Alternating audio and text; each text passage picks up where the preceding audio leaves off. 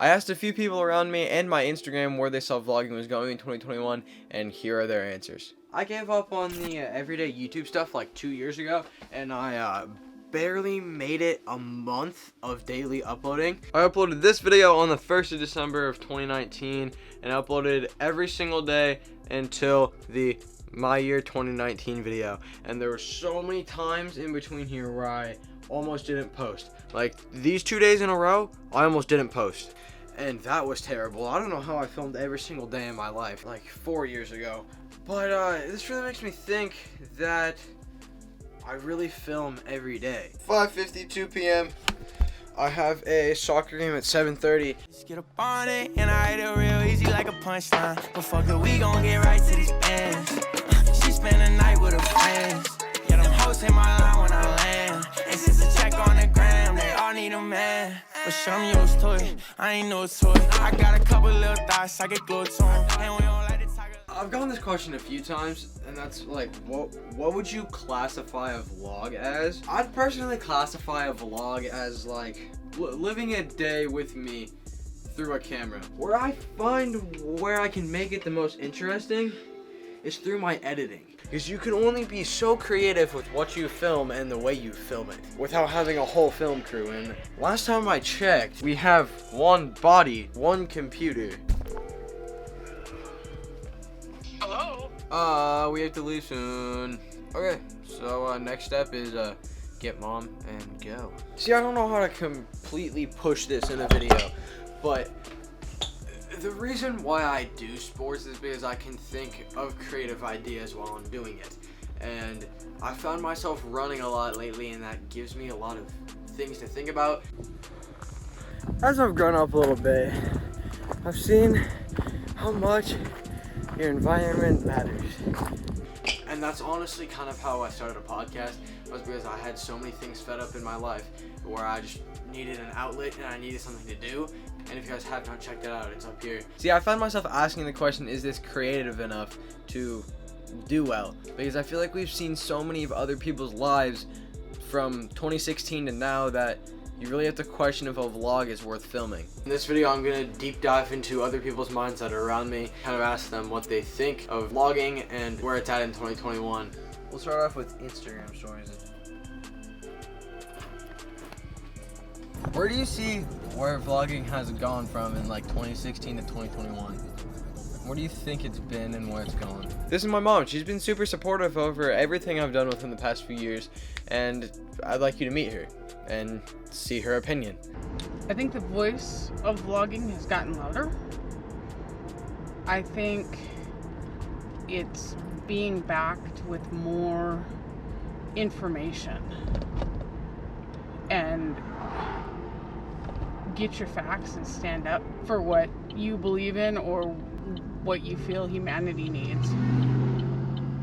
Yeah, I can see where that is. All you're doing is just burning yourself out at this point if you're uploading daily videos.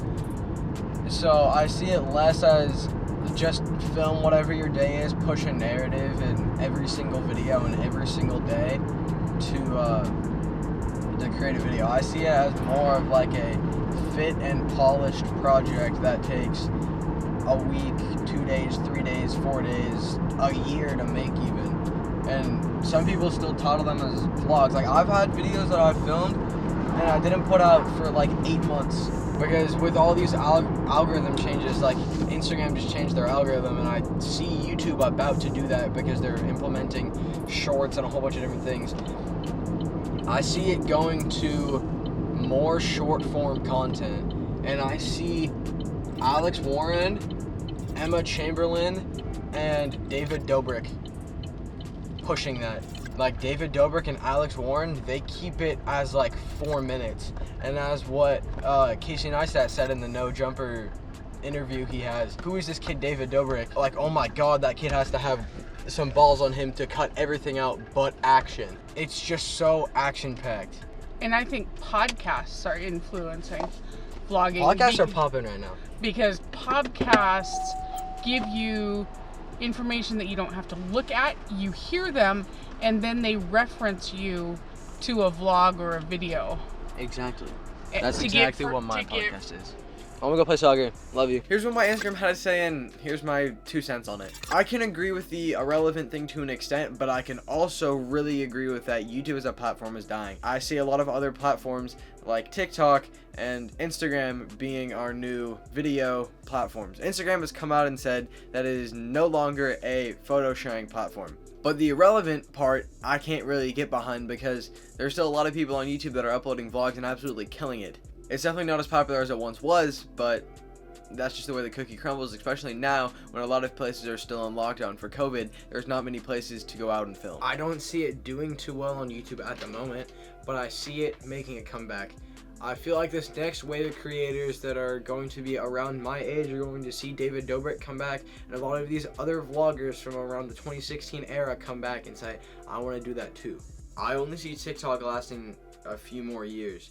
Once all those TikTokers are done with TikTok, they're going to come to YouTube. We already see it happening with people like Bryce Hall, and you see their videos doing really, really well. I think within the next few years, YouTube will make a pretty big comeback, and I think that might save kids' attention spans. I'm definitely one of those kids that barely has an attention span, and I've noticed it a lot. What I see the fault of that is all of our short form media. YouTube is pushing that way, but I don't think it's gonna last that long. Maybe it's what media just goes to. Maybe we'll only be able to post 30-second videos in a few years. But I see long form content like podcasts doing really well. So what I see is really, really long forms of content or really short forms of content. Vlogging is in that weird median of 10 to 20 minutes of video. I see a lot of people like Matthew and Peter McKinnon straying away from vlogging because they can't travel. I feel like once the world opens up again, there will be a lot more vlogs out. So the most important thing is to turn your brain off when you need to turn your brain off. When you feel a burnout coming, then you have to follow that feeling. Look at all the vloggers that will move to New York City or LA and then just get extremely burnt out. It's so hard to make original content because there's so many people in that space. That's why I feel like vlogging kind of died. I don't know what video this is gonna go in. This will probably go on Where's Vlogging in 2021. My lips are very swollen. My throat is really swollen. If it gets any worse, I'll take you guys with me. You really think I'm gonna stab my leg with an EpiPen and not film it? 3 a.m. Actually, like 3:30 a.m. Hospital time. Think about all these vloggers that would show every single day of their life. When you think about that, that is kind of an invasion of privacy. Myself included. I used to film every single day of my life like 4 years ago. And I still film a lot of my life. Like last night when I filmed myself go to the hospital. All these social media platforms are just highlight reels of everyone's life, including TikTok. Think about all these people that will put on an outfit just for a TikTok. Think about all these people that will put on an outfit, go out, take an Instagram picture, take it off, come home. It's all just for a camera. It's all poses. It's all lighting. I see a difference in vlogging though, because think of a vlog like show and tell. You're filming your day, you're talking about it just like what I'm doing right now. I talk to you guys all the time about what I do in my days, and I film my days all the time. In a roundabout way, it's really just a virtual show and tell with the people that decide to click on your video. So a lot of it comes down to editing, the way you edit the video, the way you make it entertaining, and the pacing. The pacing is the biggest thing in 2021 with vlogs.